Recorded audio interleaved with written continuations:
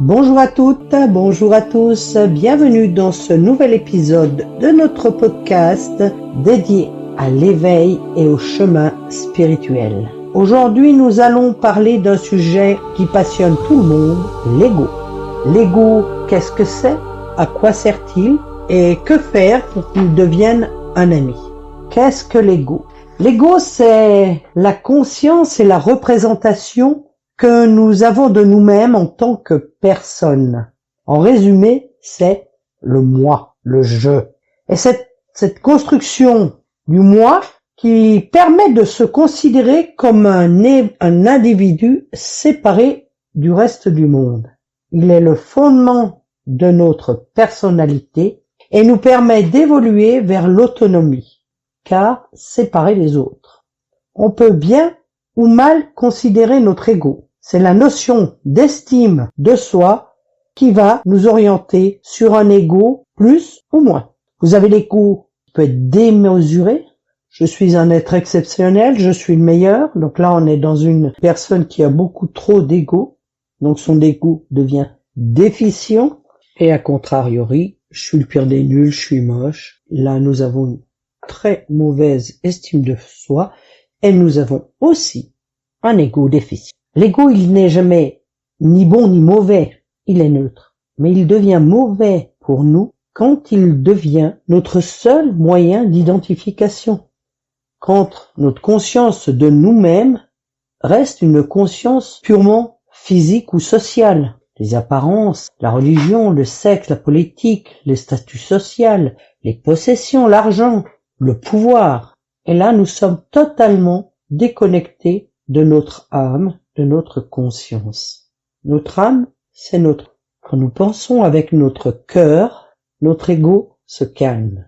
Quand on le laisse aller, prendre sa route, alors là, les dérives arrivent. L'ego, c'est nos pensées qui viennent donc du mental. Si nous sommes dans le cœur, recentrés sur nous-mêmes, quand nous allons nous poser une question, la première réponse qui nous viendra, celle qu'on va appeler la réponse de l'intuition, elle vient du cœur, elle vient de votre âme. Parce que votre âme, elle vous donne toujours la bonne réponse. Votre âme, elle ne vous veut que du bien. Après, c'est le libre arbitre qui nous fait prendre les chemins de traverse. Parce qu'une fois que vous avez eu cette petite réponse dans votre tête, vous savez qu'elle est bonne. Tout de suite, mais même pas un clignement d'œil, et voilà. Il y a l'ego qui arrive et qui vous dit avec sa petite voix, non, ça c'est une bêtise. Non, on ne pense pas comme ça. Non, il faut pas faire comme ça. Il insiste parce que l'ego, il ne supporte pas d'être en deuxième position.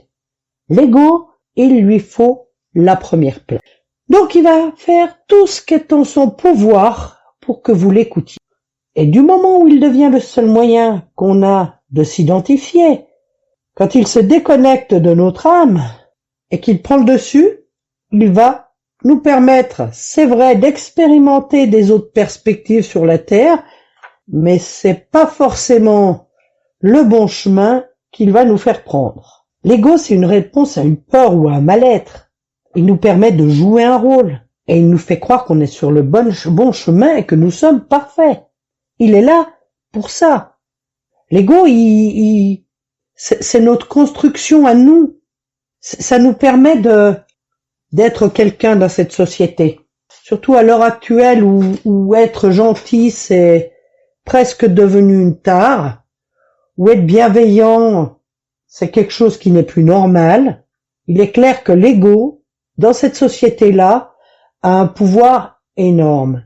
Et c'est là qu'il faut se remettre en cause. Nous ne sommes pas là pour faire travailler et vivre notre ego, nous sommes là pour faire vivre notre âme et notre cœur. C'est notre chemin. Nous sommes venus sur la terre pour avancer sur notre chemin, pour pratiquer des expériences, les réussir et s'améliorer. Donc, notre ego, il est là pour nous faire pratiquer ces expériences négatives. C'est pour ça aussi qu'il est là. C'est grâce à lui qu'on va avancer. Mais quand il prend trop de place, bien souvent, et vous pouvez le regarder autour de vous, les gens ne se remettent pas en question. Maintenant, on tue quelqu'un, oui, mais j'étais sous l'emprise de la drogue, j'ai fait ci, j'ai une famille déficiente au départ, Non, non, non, non. T'as ton libre arbitre, mon petit gars, hein. T'as ton libre arbitre. Tu as décidé de faire du mal. Et ce n'est pas les autres, parce que l'ego, c'est ça. Vous faites toujours croire que c'est la faute des autres. Bien sûr que non. À votre naissance, la première respiration que vous avez prise a amené avec elle le libre arbitre. Et le libre arbitre fait que chacune de vos décisions, chacun de vos actes, chacune de vos pensées vient de vous.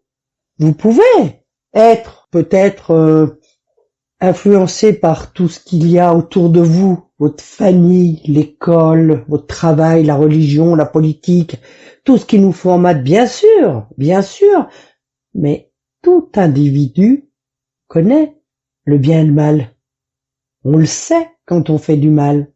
À quelques rares exceptions, les gens qui sont malades, et ceux-là, on les prend pas dans ce cadre-là, et tous les autres, on le sait quand on fait du mal. Un enfant, à partir de très vite, hein, il sait très bien ce qu'il fait, s'il fait bien ou s'il fait mal.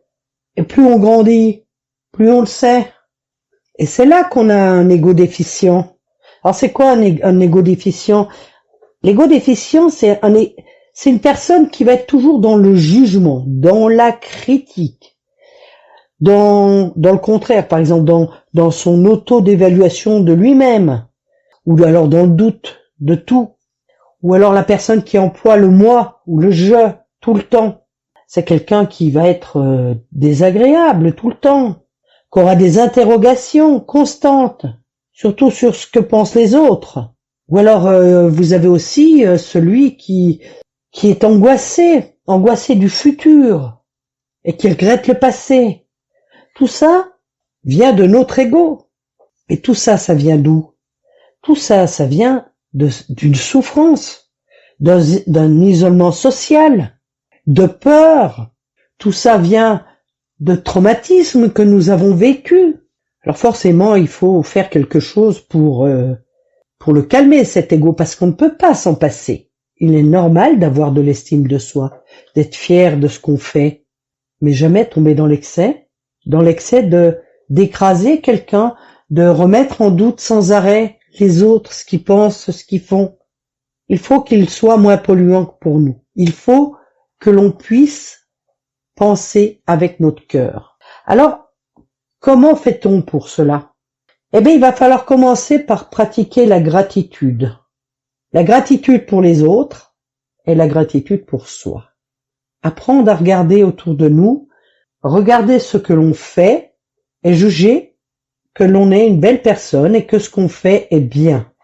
Mais nos actions ne doivent jamais avoir un impact négatif ni sur les personnes, ni sur le vivant, ni sur la terre. Nous devons respecter tout ce qui nous entoure. Il faut aussi prendre soin de soi. Parce que bien souvent, l'ego ne veut pas qu'on prenne soin de soi.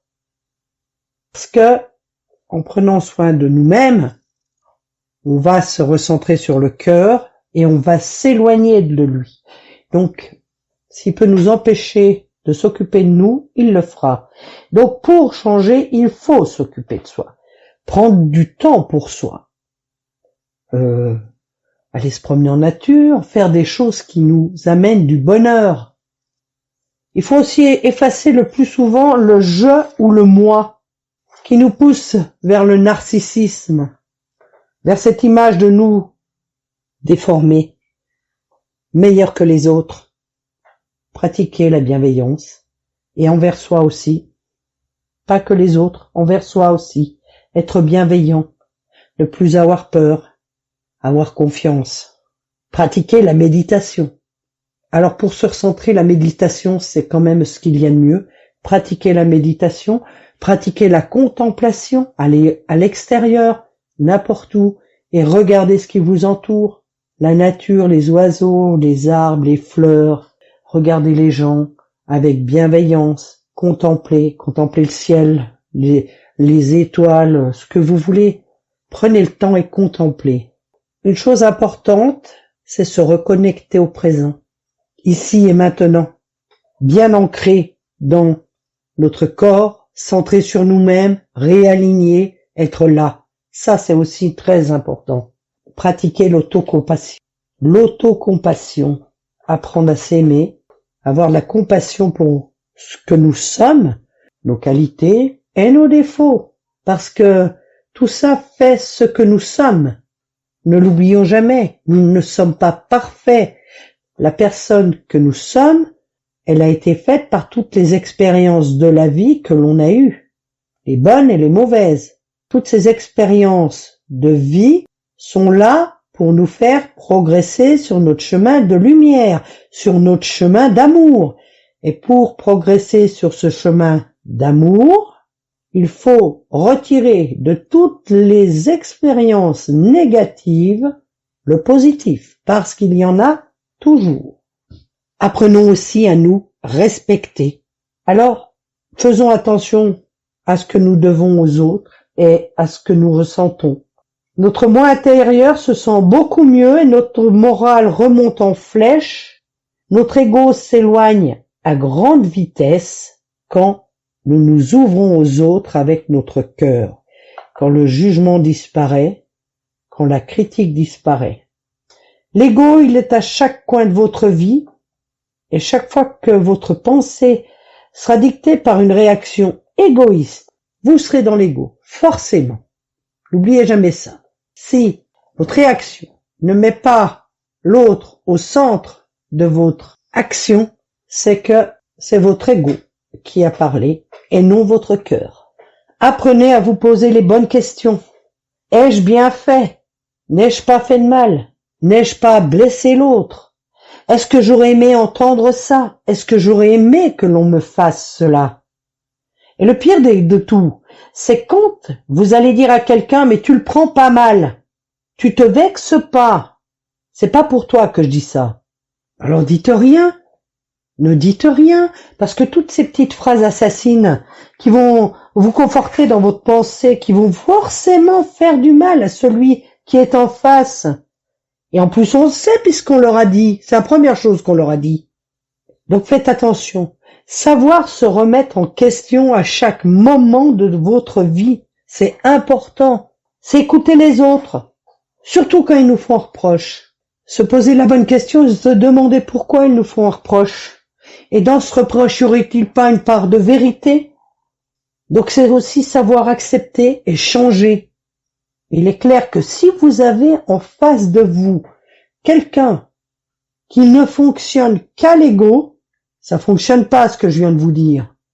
Parce que lui, c'est pas des paroles de vérité qu'il a, c'est des paroles d'ego. Il sera là pour vous rabaisser comme la dernière personne. Parce que lui ne peut jamais se tromper. On en connaît plein de comme ça. Et cela, il va être très difficile d'avoir un dialogue avec eux. Tout ce que vous pouvez faire, ce n'est pas la peine de vous contrarier avec, c'est de laisser couler, dire oui, oui. Vous savez, vous, que ce qu'il raconte, ça ne vous convient pas, mais vous ne voulez pas la même chose que lui, tomber dans un ego complètement déficient, et ne plus avoir la maîtrise de votre âme et de votre cœur, et de la vie en général. Donc quand vous rencontrez quelqu'un comme ça, vous pouvez essayer de l'aider à changer. Mais s'il a vraiment un ego déficient, s'il a vraiment toujours raison, toujours le dernier mot et tout, il va être très compliqué de le faire changer si lui-même ne le veut pas. D'accord? Et en plus, ça ne vous regarde pas. Quelque part, ça ne vous regarde pas. Il est comme il est, c'est son karma. C'est à lui de faire cette expérience, la changer et en faire du positif. Vous avez tendu la main parce que vous devez le faire, parce que vous êtes dans la bienveillance. Vous ne sautez pas dans le caniveau avec lui. Vous ne vous mettez pas à son niveau. Vous tendez la main. Après, on ne peut pas sauver tout le monde. Il fera comme il voudra. Mais vous, ne faites pas comme lui. Si vous savez que c'est pas bien, ne le faites pas. Vous pouvez aussi faire une chose, c'est adopter ce mantra. tous les jours. Faites-le, matin, midi, soir. Dès que vous avez un moment que vous voyez que l'ego, là, il prend le dessus, dites-vous, je fais de mon mieux et je ne fais jamais de mal. Je fais de mon mieux et je ne fais jamais de mal. D'accord? C'est important. Donc, vous vous améliorez petit à petit, comme tout le monde, parce que le but, c'est quand même de s'améliorer. Vous portez un regard sur vos expériences, sur les autres, et puis vous voyez ce qu'il faut changer, et vous le changez. Et puis après, vous aurez plus d'estime de vous. Vous vous sentirez mieux, vous direz ce que vous pensez aux gens, toujours dans la bienveillance. Vous pourrez reconnaître vos peurs, parce que vous en avez, vous travaillerez dessus pour qu'elles s'amenuisent et disparaissent. Vous aimerez les autres, sans les étouffer, parce que trop d'amour, c'est de l'ego, c'est pas bien non plus. Vous rirez de vos erreurs, parce que des fois, faut bien en rire. Vous pratiquerez l'humour, et vous accepterez la critique. Et vous rentrerez dans une joie profonde, une joie de tous les jours. Parce qu'être joyeux, ça fait partie du cœur. Et le cœur, c'est le reflet de notre âme, qui veut être joyeuse, heureuse avec nous. Donc, vous savez ce qu'il vous reste à faire. Bienveillance, compassion, voilà. Tout ce que je vous ai dit, la médite, la contemplation, vous allez vous remettre en cause sur plein de choses, parce que vous êtes une belle personne, que vous méritez que le monde entier le sache, et je pense que tout se passera bien. Eh bien voilà, je pense que nous avons fait le tour de l'ego, à vous de faire ce qu'il faut. Je vous remercie de m'avoir suivi pour ce podcast et je vous invite à me rejoindre sur mon site wakeup.podia.com. Vous y trouverez mon parcours de formation, mon blog, ainsi que l'ensemble de mes services, compris les soins, les lectures akashiques, les méditations et bien plus encore. Donc rendez-vous sur Wake Up by Véro et à très bientôt pour un nouveau podcast.